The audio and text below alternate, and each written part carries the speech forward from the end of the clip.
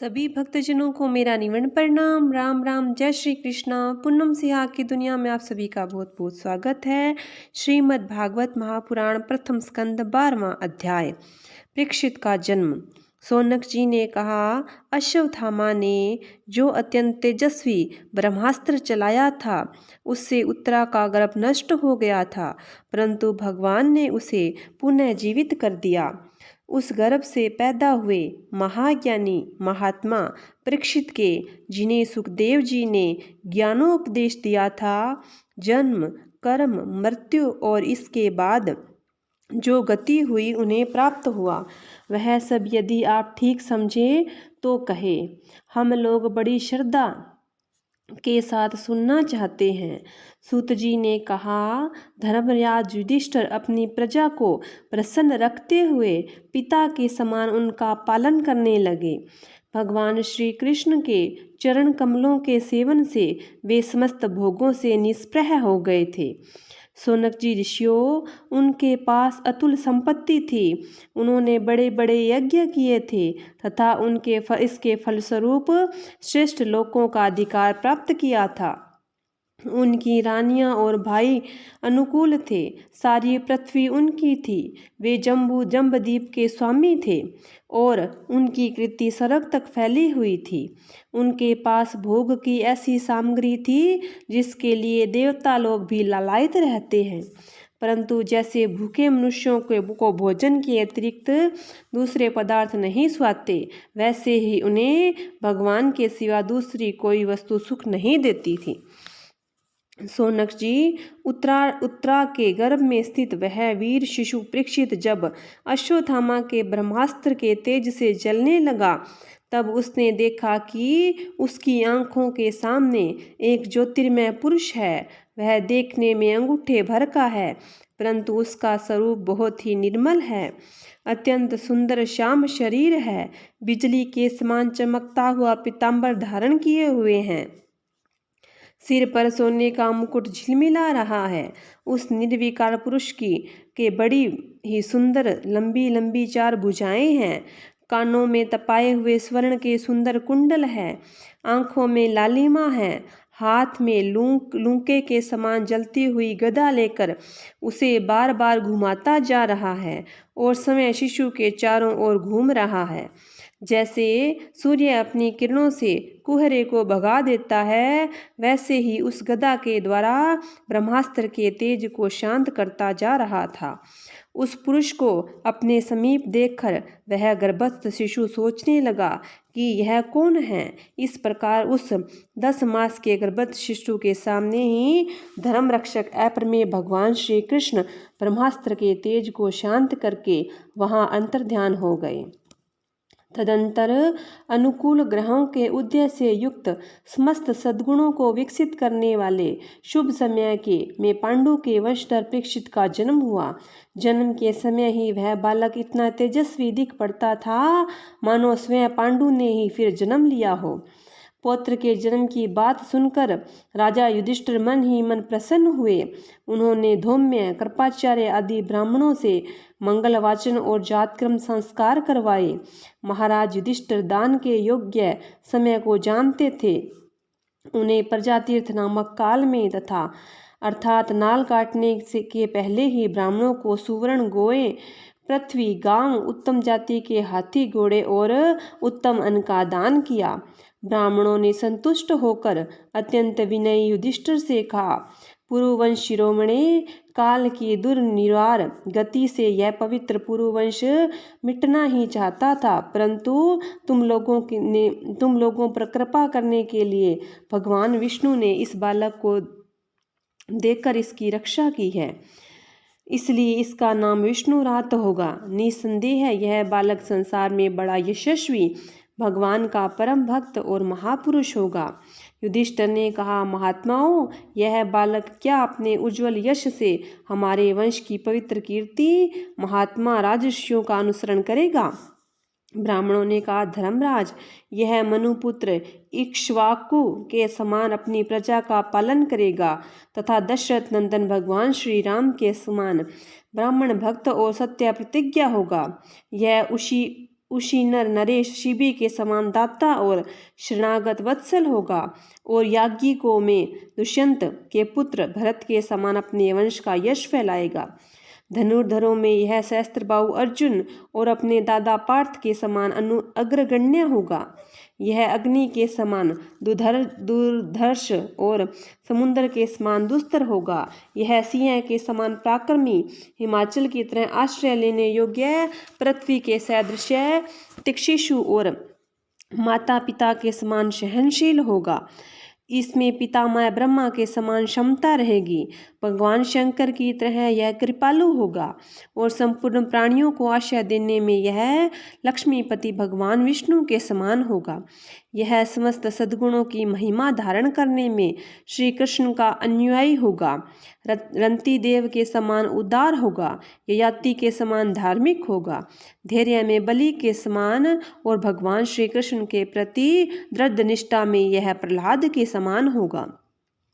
यह बहुत से असमय यज्ञों को करने वाला और वृद्धों का सेवक होगा। इसके पुत्र राजर्षि होंगे। मर्यादा का उल्लंघन करने वालों को यह दंड देगा। यह पृथ्वी माता और धर्म की रक्षा करने के लिए कलयुग का भी दमन करेगा। ब्राह्मण कुमार के शाप से तक्षक के द्वारा अपनी मृत्यु सुनकर यह सबकी आसक्ति छोड़ देगा और भगवान के चरणों में शरण लेगा।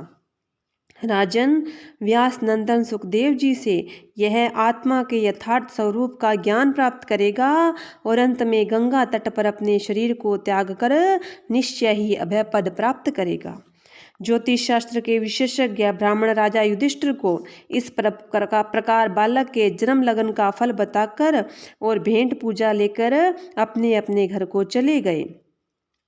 वही बालक संसार में परीक्षित के नाम से प्रसिद्ध हुआ, क्योंकि वह समर्थ बालक गर्भ में जिस पुरुष का दर्शन पा चुका था उसका स्मरण करता हुआ लोगों में उसी की परीक्षा करता रहता था कि देखें इनमें से कौन सा वह है।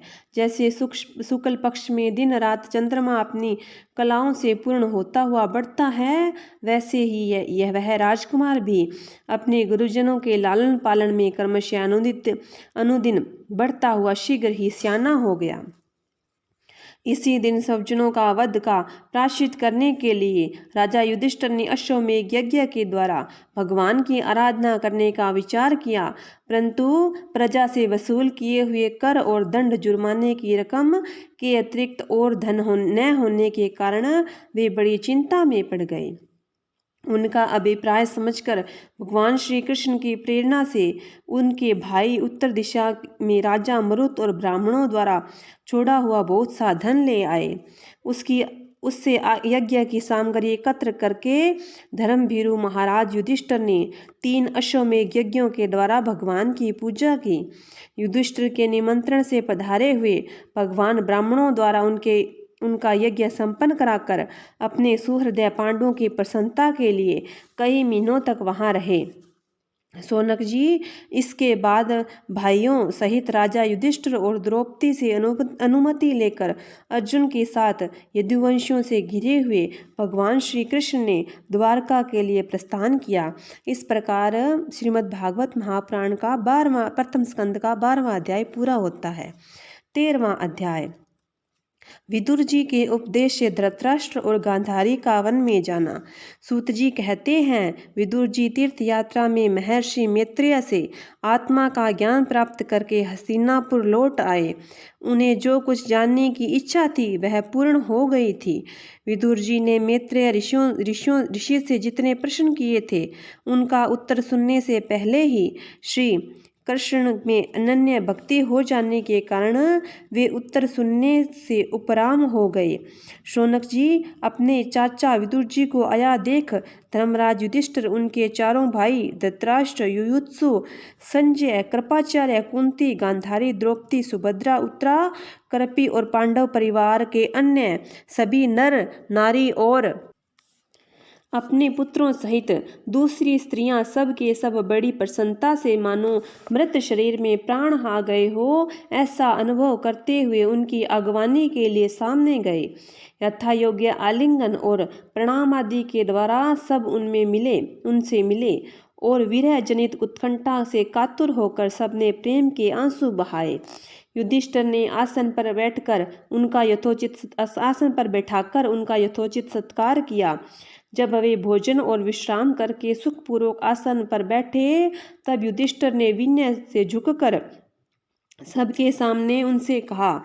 युधिष्ठिर ने कहा, चाचा जी, जैसे पक्षी अपने अंडों को पंखों की छाया के नीचे रखकर उन्हें सेते और बढ़ाते हैं, वैसे ही आपने अत्यंत वात्सल्य से अपने कर कमलों और छत्र छाया में हम लोगों को पाला पोसा है। बार बार आपने हमें और हमारी माता को विषदान और लाक्षागृह के दाह आदि विपत्तियों से बचाया है। क्या आप कभी हम लोगों को भी याद करते रहे हैं? आपने पृथ्वी पर विचरण करते समय किसी व्रति से जीवन निर्वाह किया?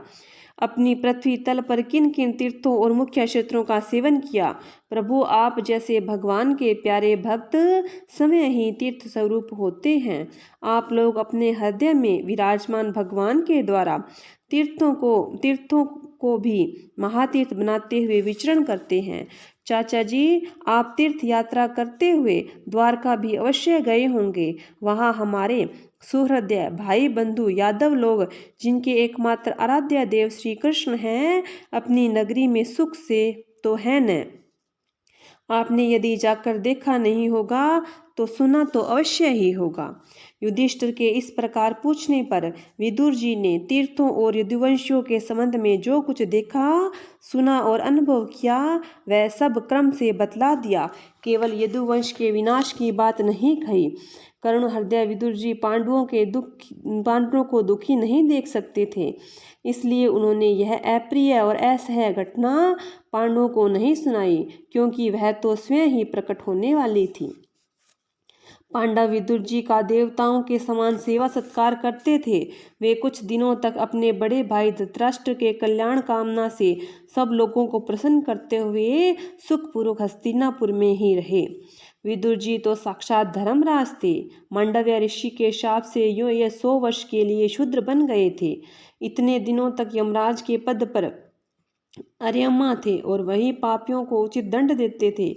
राज्य प्राप्त हो जाने पर अपने लोकपाल श्री के भाइयों के साथ राजा युधिष्ठिर वंशधर परीक्षित को देखकर अपनी अतुल संपत्ति से आनंदित रहने लगे। इस प्रकार पांडव गृहस्थ के काम धंधों में रम गए और उन्हीं के पीछे एक प्रकार से यह बात भूल गए कि अनजान में ही हमारा जीवन मृत्यु की ओर जा रहा है। यह देखते देखते उनके सामने वह समय आ पहुंचा जिसे कोई टाल नहीं सकता। परंतु विदुर जी ने काल की गति जानकर अपने बड़े भाई धृतराष्ट्र से कहा, महाराज देखिए, अब बड़ा भयंकर समय आ गया है। झटपट यहाँ से निकल चलिए। हम सब लोगों के सिर पर वह सर्व सामर्थ्य काल मंडराने लगा है, जिसके टालने का भी कोई उपाय नहीं है। काल के वशीभूत होकर जीव का अपने प्रियतम प्राणों से भी बात की बात में योग हो जाता है। फिर धन जन आदि दूसरी वस्तुओं की तो बात ही क्या है। आपके चाचा ताऊ भाई सगे संबंधी और पुत्र सभी मारे गए। आपकी उम्र भी ढल चुकी, शरीर बुढ़ापे का शिकार हो गया। आप प्राय घर में पड़े हुए हैं। ओह, यह प्राणी को जीवित रखने की कितनी प्रबल इच्छा होती है। इस प्राणी को जीवित रहने की कितनी प्रबल इच्छा होती है। इसी के कारण तो आप भीम का दिया हुआ टुकड़ा खाकर कुत्ते का सा जीवन बिता रहे हैं। जिनको आपने आग में जलाने की चेष्टा की, विष देकर मारना चाहा, वही सभा में जिनकी विवाहित पत्नी को अपमानित किया, जिनकी भूमि और धन छीन लिए, उन्हीं के अन्न से पले हुए प्राणों को रखने में क्या गौरव है। आपके अज्ञान की हद हो गई कि अब भी आप जीना चाहते हैं, परंतु आपके चाहने से क्या होगा। पुराने वस्त्र की तरह बुढ़ापे से गला हुआ आपका शरीर आपके न चाहने पर भी क्षीण हुआ जा रहा है। अब इस शरीर से आपका कोई स्वार्थ सधने वाला नहीं है। इसमें फंसिए मत। इसकी ममता का बंधन काट डालिए। जो संसार के संबंधियों से अलग रहकर उनके अनजान में शरीर का त्याग करता है, वही धीर कहलाता है। चाहे अपनी समझने हो या दूसरों की समझाने से। जो इस संसार को दुख रूप समझकर इससे विरक्त हो जाता है और अपने अंतःकरण को वश में करके हृदय में भगवान को धारण कर संन्यास के लिए घर से निकल पड़ता है, वही उत्तम पुरुष है। इसके आगे जो समय आने वाला है वह प्राय मनुष्यों के गुणों को घटाने वाला होगा। इसलिए आप अपने कुटुंबियों से छिपकर उत्तराखंड में चले जाइए। जब छोटे भाई विदुर ने अंधे राजा धृतराष्ट्र को इस प्रकार समझाया तब उसकी प्रज्ञा के नेत्र खुल गए। वे भाई बंधुओं के सुदृढ़ स्नेह पाशों को काटकर अपने छोटे भाई विदुर के दिखलाए हुए मार्ग पर निकल पड़े। जब परम पतिव्रता सुबल नंदिनी गंधारी ने देखा कि मेरे पतिदेव तो उस हिमालय की यात्रा कर रहे हैं जो सन्यासियों को वैसा ही सुख देता है जैसे वीर पुरुषों को लड़ाई के मैदान में अपने शत्रुओं द्वारा दिए हुए न्यायोचित प्रहार से होता है, तब वे भी उनके पीछे पीछे चल पड़ी। अजात शत्रु युधिष्ठिर ने प्रातःकाल संध्या वंदन और अग्निहोत्र करके ब्राह्मणों को नमस्कार किया और उन्हें तिल, गऊ, भूमि और सुवर्ण का दान दिया। इसके बाद जब वे गुरुजनों की चरण वंदना के लिए राजमहल में गए तब उन्हें धृतराष्ट्र, विदुर और तथा गांधारी के दर्शन नहीं हुए। युधिष्ठिर ने उद्विग्न चित्त से वहीं बैठे हुए संजय से पूछा, संजय, मेरे वे वृद्ध और नेत्रहीन पिता धृतराष्ट्र कहाँ हैं? पुत्र शोक से पीड़ित दुखिया माता गांधारी और मेरे परम हितैषी चाचा विदुर जी कहाँ चले गए? ताऊ जी अपने पुत्रों और बंधु बांधवों के मारे जाने से दुखी थे। मैं बड़ा मंदबुद्धि हूँ। कहीं मुझसे किसी अपराध की आशंका करके वे माता गांधारी सहित गंगा जी में तो नहीं कूद पड़े।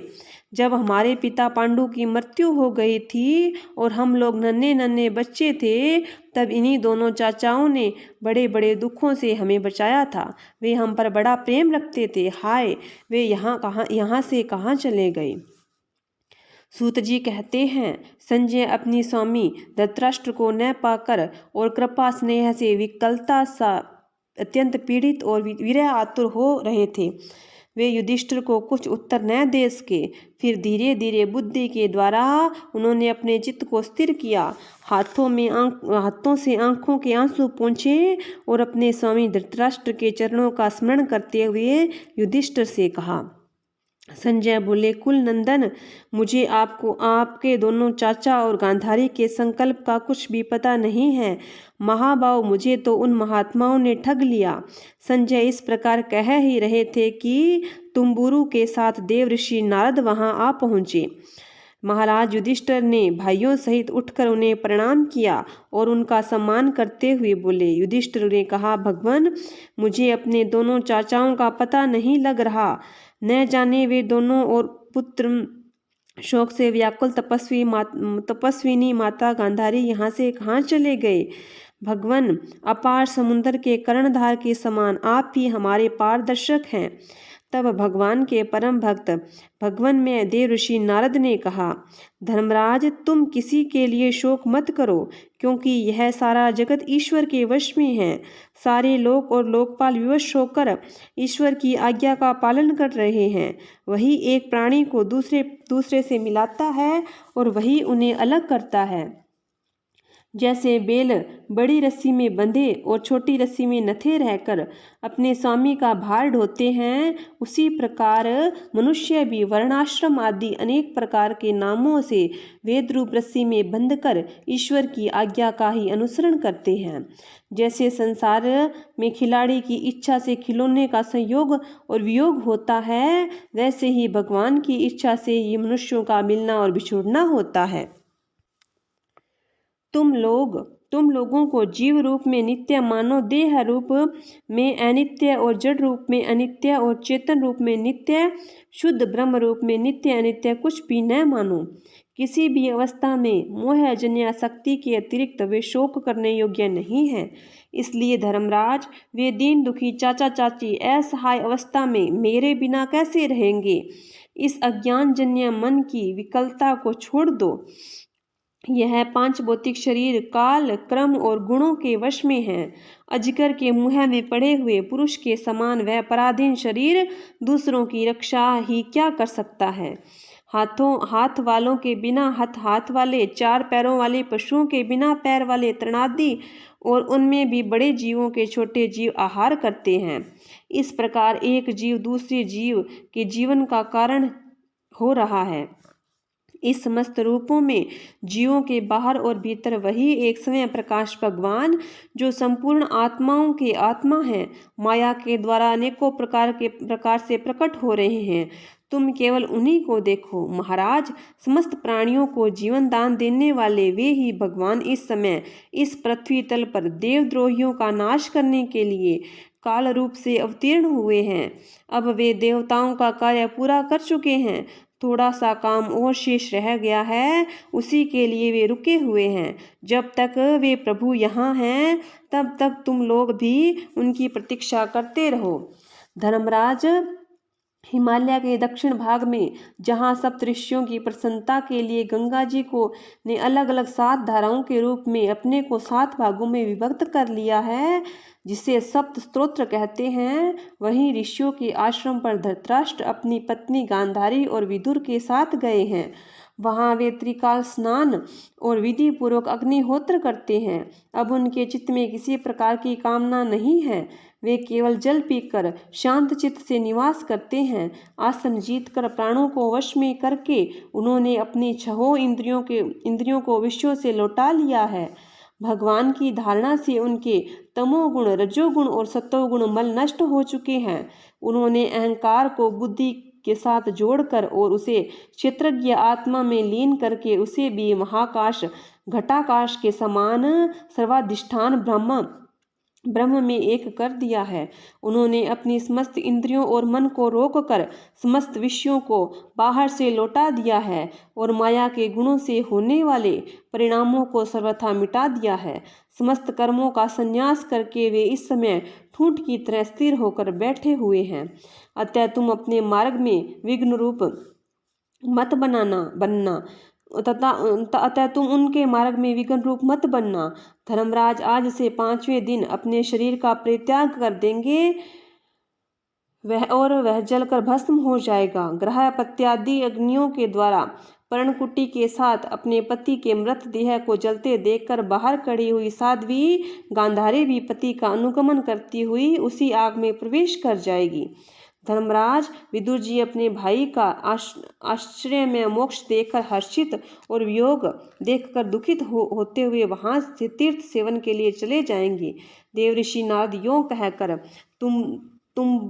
तुम बुरु के साथ स्वर्ग को चले गए। धर्मराज युधिष्ठिर ने उनके उपदेशों को हृदय में धारण करके शोक का त्याग कर दिया। इस प्रकार श्रीमद् भागवत महापुराण के प्रथम स्कंद का 13वां अध्याय पूरा होता है।